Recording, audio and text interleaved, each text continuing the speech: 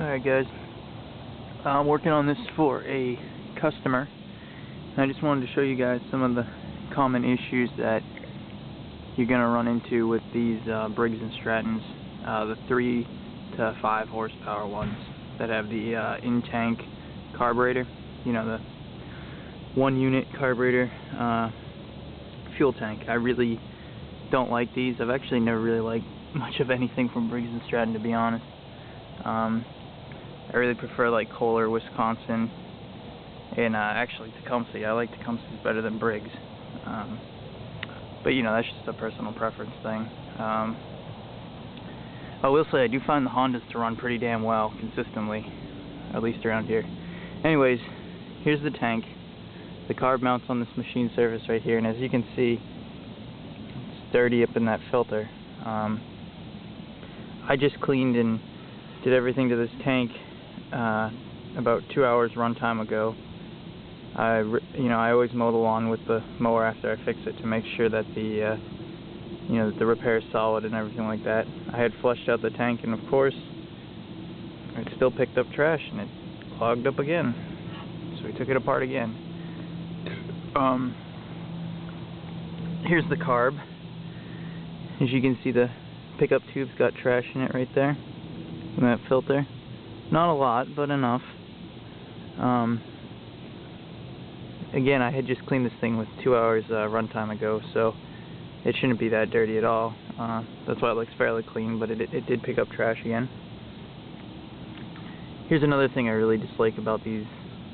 They use a diaphragm style fuel pump, and while this one I think is in pretty good condition, a lot of times they do crap out on you.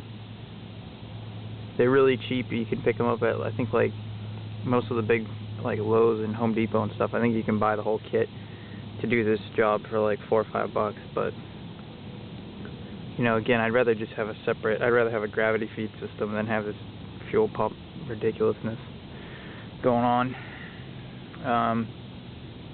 But yeah, the carb is a plastic body carb. It's, you know, cheap, but usually they work. I've never found them to run that great. There's no adjustments on them. There's no choke.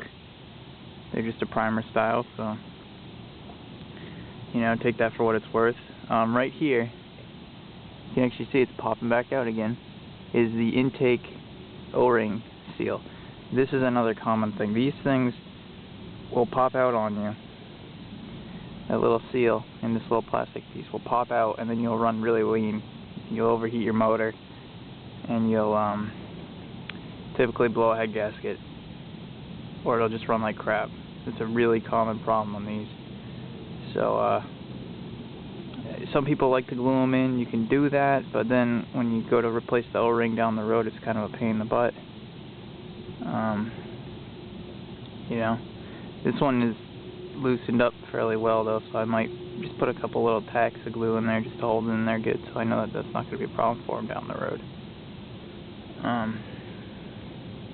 But yeah, that's essentially it. I mean, they're definitely by no means a complicated system.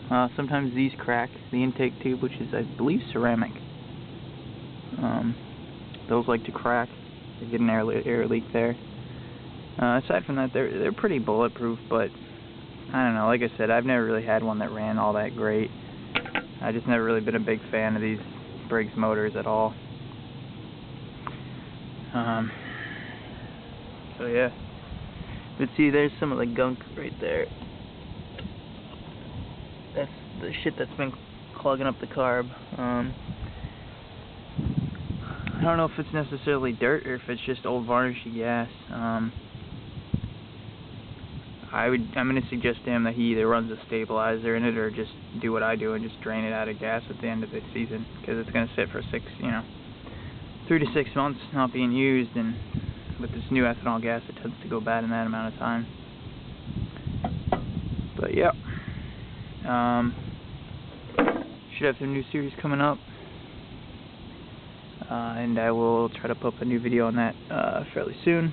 I've also got a wood chipper that's all messed up, so I'll be doing a couple videos on repairing that and hopefully getting it running and then selling it on.